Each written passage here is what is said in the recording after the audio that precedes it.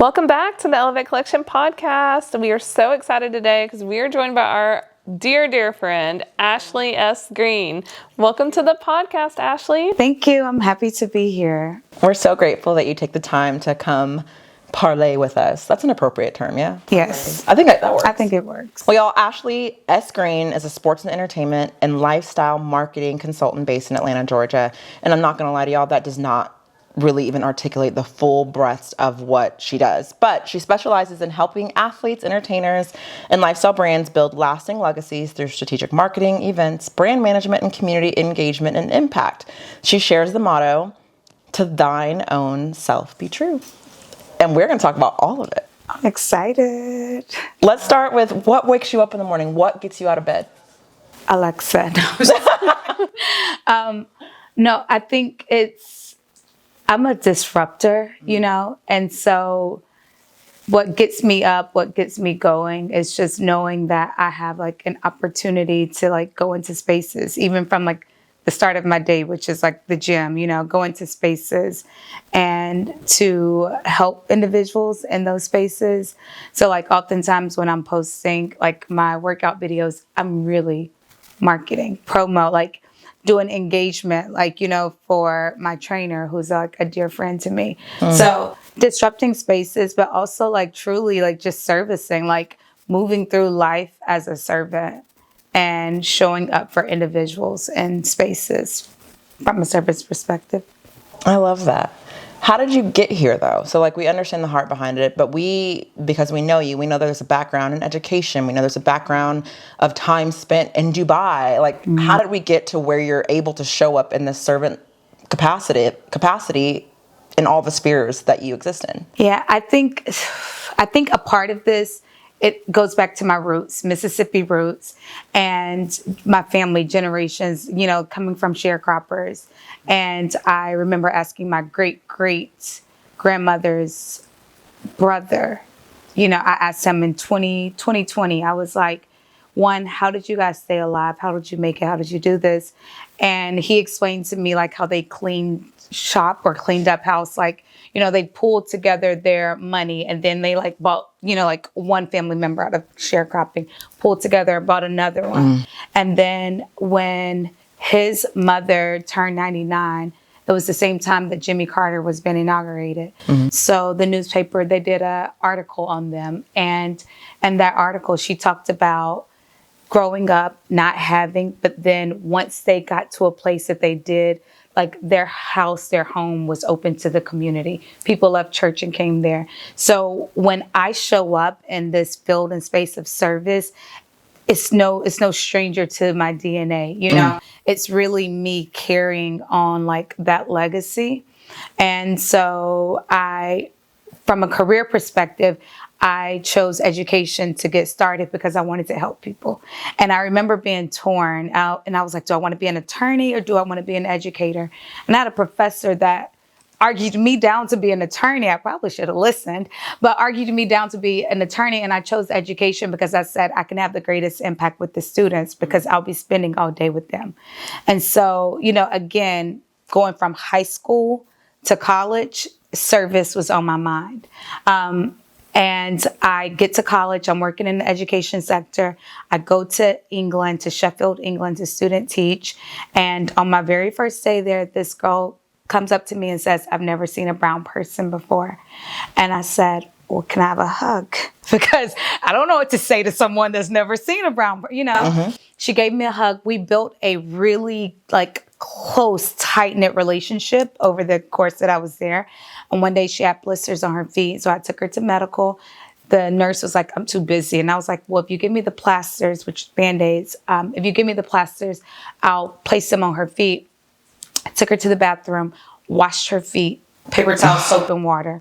She was like, is this what they do in America? And I was like, yes, when there's a wound, we take care, And so she was like, my mom doesn't always let me take baths. And so she was like, but now I can come to you every day. Because then I told her, I was like, you can wash your face, And so she was like, I'm going to come to you every day. And in that moment, I had to tell her that I was no longer going to be there. Like that my time there was up. But I was like, the world needs to see more Black women in a global space. So came back home, graduated, worked in curriculum at a district level. But again, while being an educator, I was still inside school servicing kids and families that I didn't even teach. Like a mom was pregnant, 6 months, had never seen a doctor. But it's also like her sixth child. And, like I utilized my resources, calling around different doctors and things like that. So there's a theme of like service, like from my family, all the way down to like me getting started in education and then me making the pivot to sports, which was, again, it was me showing up to service the athletes that I grew up with who were just doing book bag drives, or just doing a Thanksgiving drive. And here I was in the school saying, I see so many greater needs that are being tapped. And so like, I'd be like, how are you affecting change? And of course they'd say, I don't know. And I'm like, let me help you, which ultimately has landed me to this position of working with more athletes in a capacity of, ensuring that they're utilizing their platforms to affect change in the communities that they care about.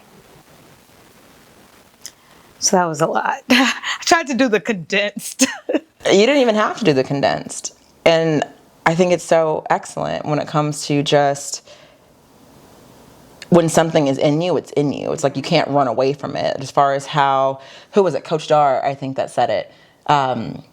That like the purpose of the calling doesn't change, just the arena that you do it in. Oh, I love that. And I think that's exactly what you've done. I mean, it sounds like your generation, your legacy, your family, your bloodline has done that just in these different arenas, which I think is really powerful. Yeah, thank you. No, I love that. Thank you. Tell us a little bit about the journey that you're on now and like what's important to you? Like what wakes you up every day now? So the beauty of where I'm at right now, and I've told people this, is I feel like I'm at what some would consider the top, and I didn't have to change myself. I didn't have to change my heart. I didn't have to change my vision to get there. And so in 2020, in 2019, I started preparing. I was living in Dubai and I started preparing for my return home. And I journaled and I was like, if you really want to work with athletes, you need to be present. You need to be there. So, June of 2020, my plan was to move back to America and to utilize my network to work with different athletes. I moved back in March because COVID came in. And so started the journey a little bit earlier. But from 2020 to 2025, right, over a span of like 5 years is when I really fully launched all right, I'm going to take presence. I'm going to intentionally take up space in this sports world, and over the course of this period, I've been offered to work beside some of the top agents. I've declined it, from agencies, I've declined it. Organizations that are doing the work, I've declined it. And anything that felt like it wasn't in line with my calling, I said no. I just went through all these cards. But I have moments when I looked back and I was like, if you would have taken that, but it's like I've been so faithful. Like to God, I'm aligning, and I'm on a social justice committee right now with the commissioner and 6 NFL owners. I'm on calls hearing about how the NFL is using their platform, like everything from the messaging in the end zones. I'm in the rooms, I'm in the spaces, I'm doing the work, I stayed the course, And so that's what gets me up, is knowing that like I'm right where I'm supposed to be, And it ties into to thine own self be true. Like, it's about me. Like, I'm not going to wither, like with the weather. And that's why I'm so secure in rooms where I see powerful women, and I want to help. Like, if I see you in a room, my brain is instantly, how can I connect you? How can I engage you?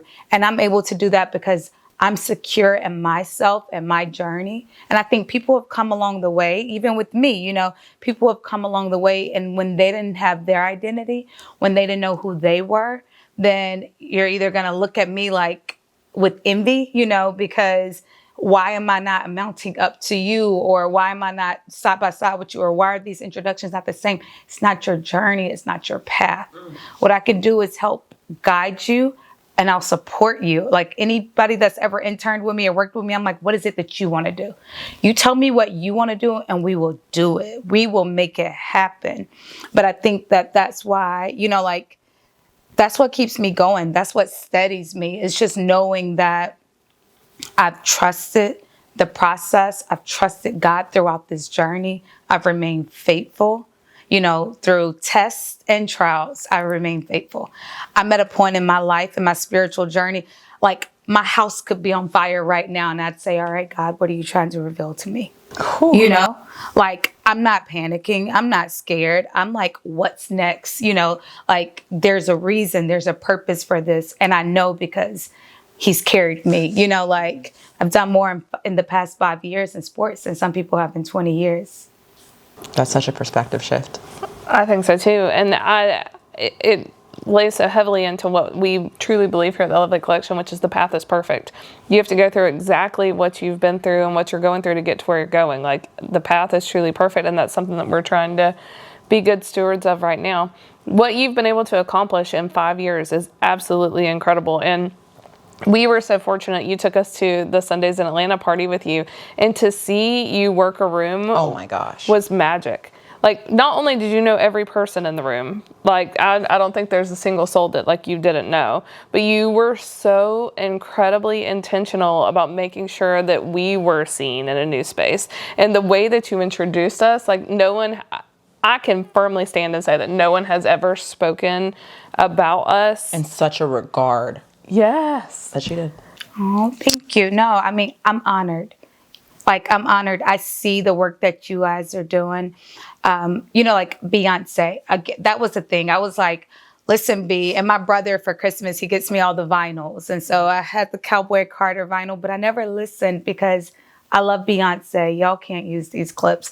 I love Beyonce, but I love country music. Mm-hmm. And so when I first started trying to listen to the album, I was like, Alexa, play Sugarland. I was like, I can't do this. Like Reba, To Thine Own Self Be True is from Fancy. She gave me a heart-shaped locket that said, To Thine Own Self Be True. And like, I love like deep country. I'm from Mississippi. I love deep country.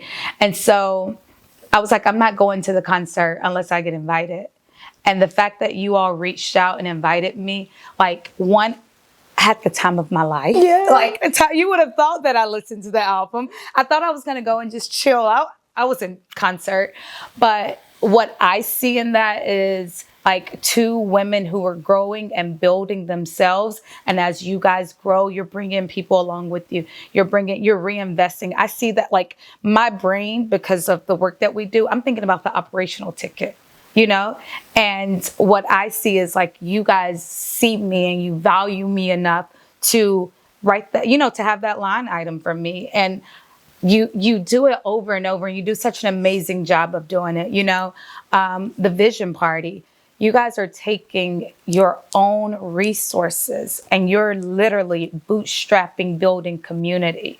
And it's beautiful. And I'm appreciative. And I'm going to forever, show up for you guys because we're all going to be at the top together. We're already at the top. But, we know that it can get gooder. No, gooder, like gooder. Like how good God can make it. We know that it can be better, and when it is, we'll all be there still together, and I think that that's important. Well, we do love you and we do appreciate you, and building connections in this space is so difficult.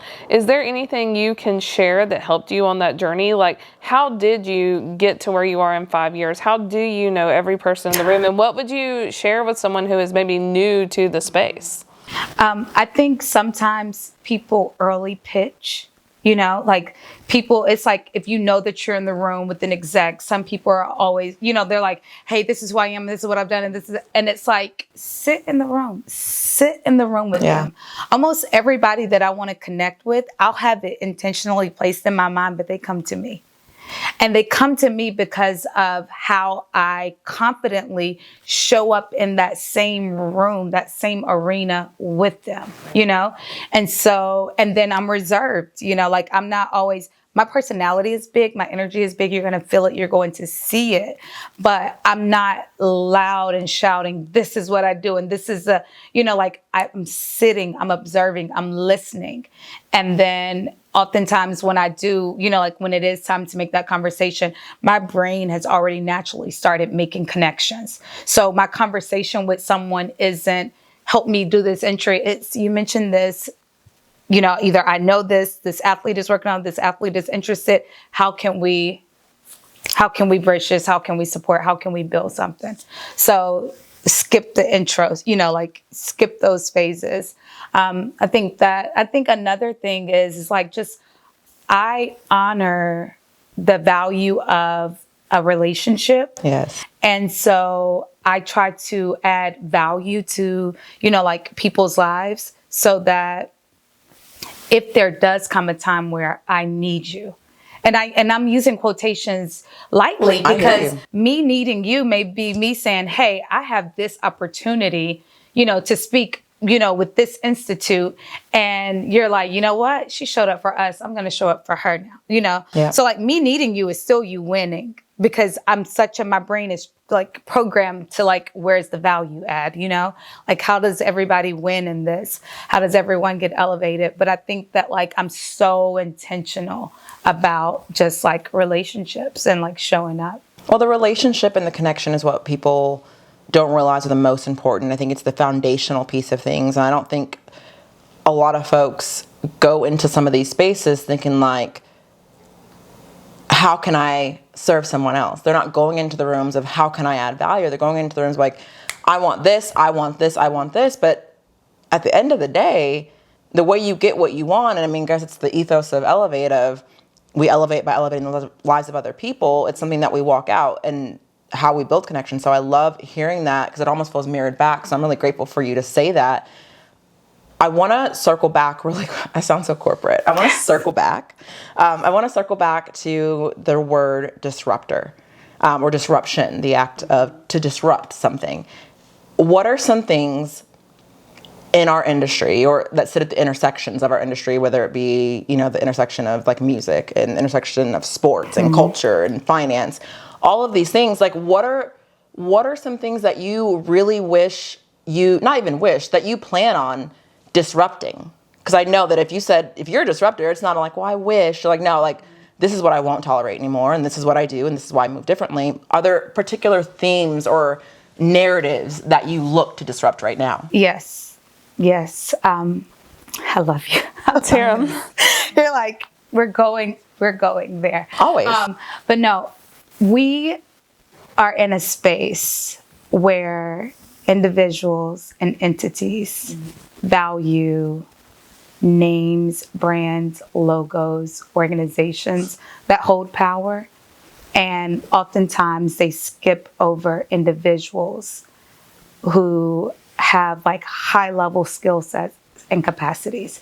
And so to put it plain and clear, I'm an entrepreneur. I'm an entrepreneur, former educator, current consultant.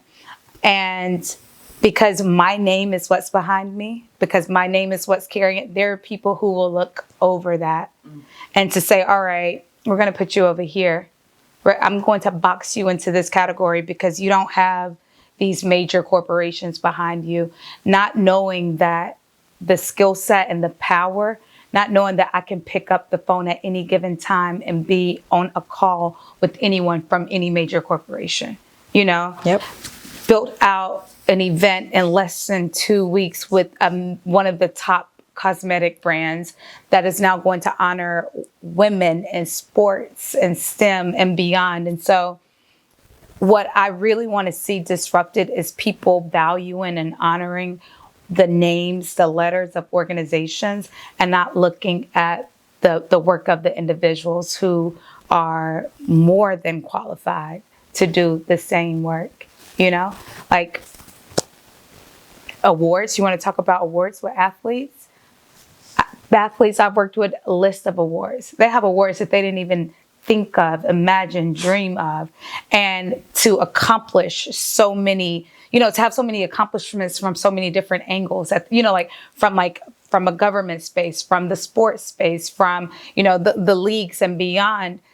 That takes a skilled individual, to be able to do that while building out intern programs and tracks. That takes a skilled individual while also building events, and curating spaces for individuals to grow, learn, connect, network.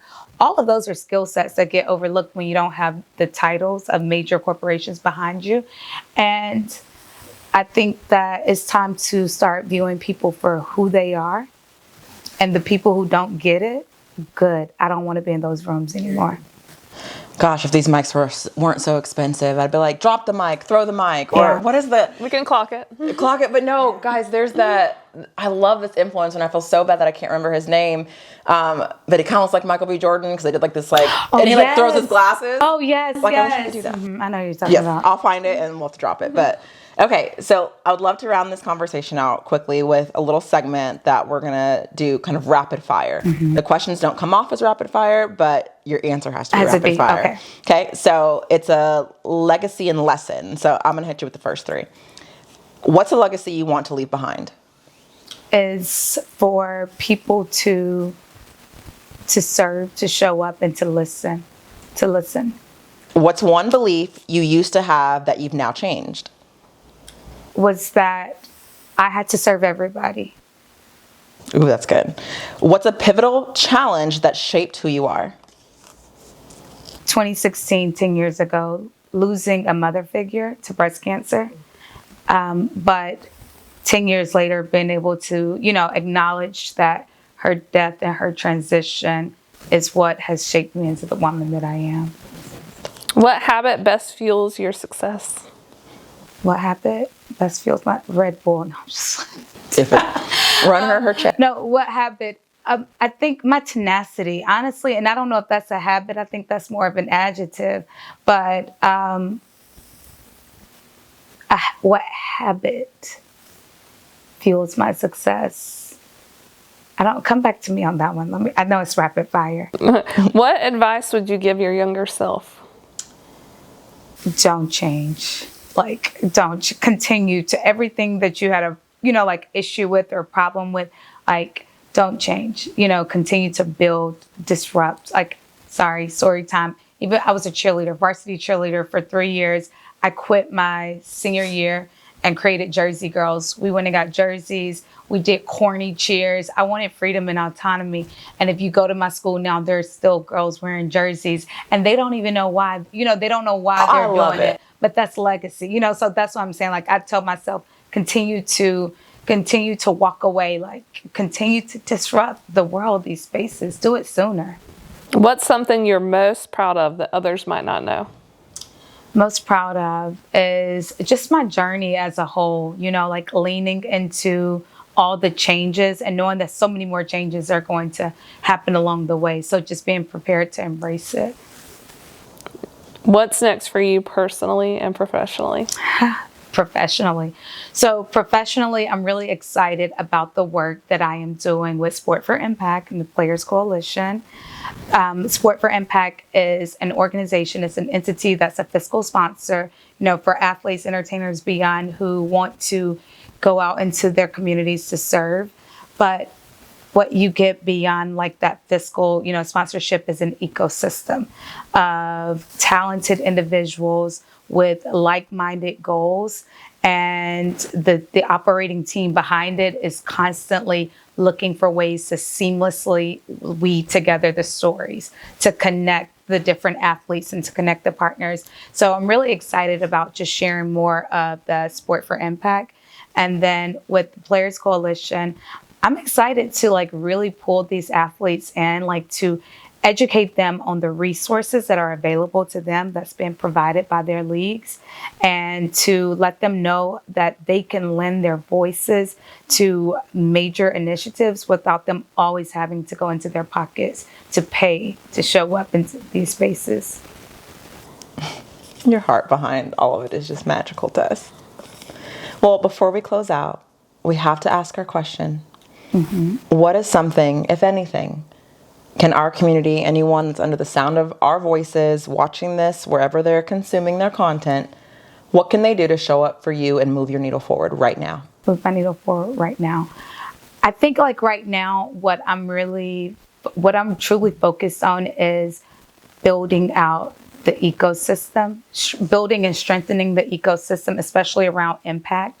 So if anybody is listening and your heart is around impact, especially if you're an athlete or entertainer, let me know so that I can support and assist.